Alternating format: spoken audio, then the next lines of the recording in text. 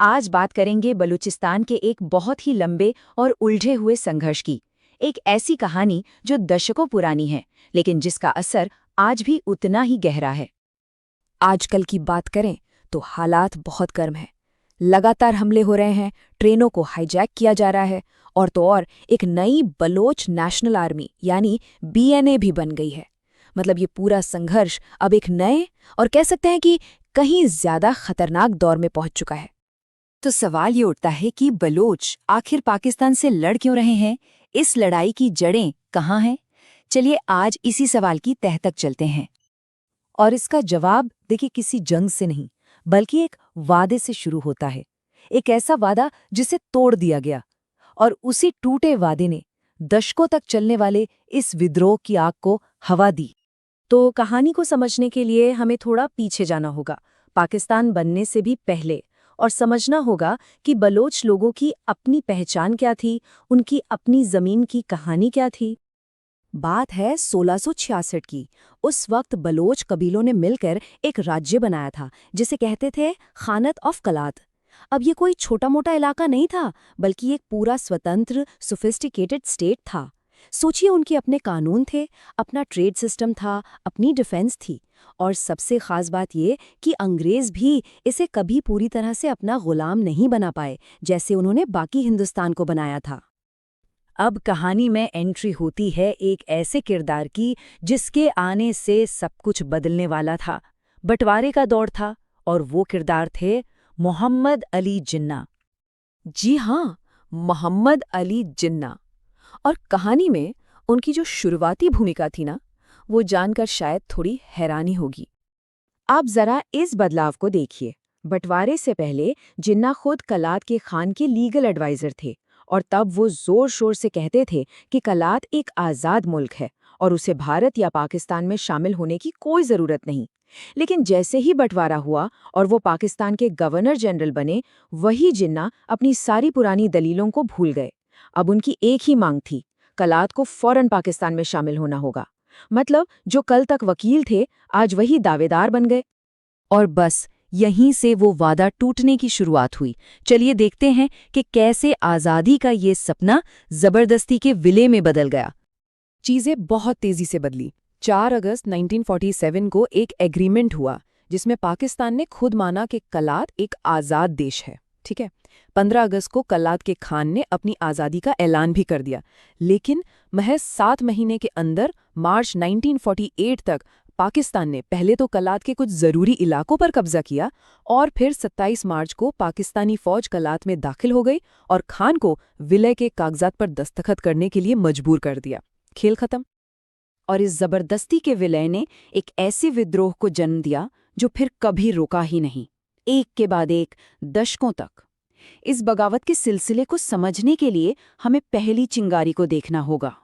तो जैसे ही विलय हुआ, फौरन बाद 1948 में ही खान के भाई प्रिंस अब्दुल करीम ने पाकिस्तान के खिलाफ पहली गुरिल्ला जंग छेड़ दी। ये बगावत का पहला बिगुल था। लेकिन देखिए कि इस विद्रोह को खत्म कैसे किया गया। पाकिस्तानी फौज ने कुरान की कसम खाके वादा किया कि अगर लड़ाके हथियार डाल देंगे तो उन्हें माफ कर दिया जाएगा। लड़ाकों ने भरोसा कर लिया, और जैसे ही उन्होंने सरेंडर किया, उन्हें गिरफ्तार कर लिया गया। ये धोखे का एक ऐसा पैटर्न था जो बार बार दोहराया जाने वाला था। ठीक 10 साल बाद 1958 में फिर एक बड़ा विद्रोह हुआ। इस बार लीडर थे 80 साल के नवाब नौरोज खान। और ये बगावत क्यों हुई? क्योंकि पाकिस्तान एक 1 यूनिट पॉलिसी लाया था जिसका मकसद बलूचिस्तान का नामोनिशान और उसकी अलग पहचान दोनों को मिटाना था। और फिर वही हुआ, बिल्कुल वही। नवाब नौरोज खान और उनके लोगों को भी कुरान की कसम देकर सरेंडर करने के लिए राजी किया गया, और नतीजा, उन्हें गिरफ्तार किया गया और उनके लीडर्स को फांसी पर चढ़ा दिया गया। अब सोचिए, इस तरह के धोखे के बाद भरोसे की कोई गुंजाइश बचती है क्या? तो ये तो हुई इतिहास की बात। अब आते हैं आज के दौर में। आज ये लड़ाई किस चीज़ के लिए है? और इसका सीधा सा जवाब है रिसोर्सेज, यानी प्राकृतिक संसाधनों का झगड़ा। देखिए, बलूचिस्तान सिर्फ जमीन का एक टुकड़ा नहीं है, ये कुदरती दौलत का खजाना है। सोना, तांबा, गैस, यहाँ बेशुमार दौलत जमीन के नीचे दबी हुई है। इसका अंदाजा लगाने के लिए बस एक आंकड़ा काफी है। सिर्फ चगाई जिले में ही सोने और तांबे का एक ऐसा भंडार मिला जो 4 करोड़ 20 लाख टन का था। जरा सोचिए ये कितनी बड़ी दौलत है। तो सवाल ये है कि इस दौलत का फायदा किसे मिल रहा है? और ये आंकड़े सारी कहानी खुद बयां कर देते हैं।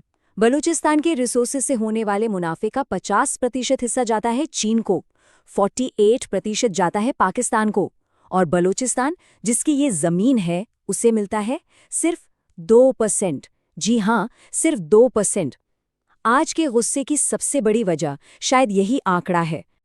और ये गुस्सा और भी बढ़ गया है गवादर पोर्ट और सीपैक यानी चाइना पाकिस्तान इकोनॉमिक कॉरिडोर जैसे बड़े बड़े प्रोजेक्ट्स की वजह से। बलोच लोगों की शिकायत है कि इन प्रोजेक्ट्स में उनके लिए कुछ नहीं है। नौकरियां मिलती हैं पंजाब या चीन से आए लोगों को। जो लोकल मछुआरे सदियों से वहां रहते थे उन्हें हटा दिया गया है, और इन प्रोजेक्ट्स की हिफाजत के लिए वहां परमानेंट मिलिट्री बिठा दी गई है।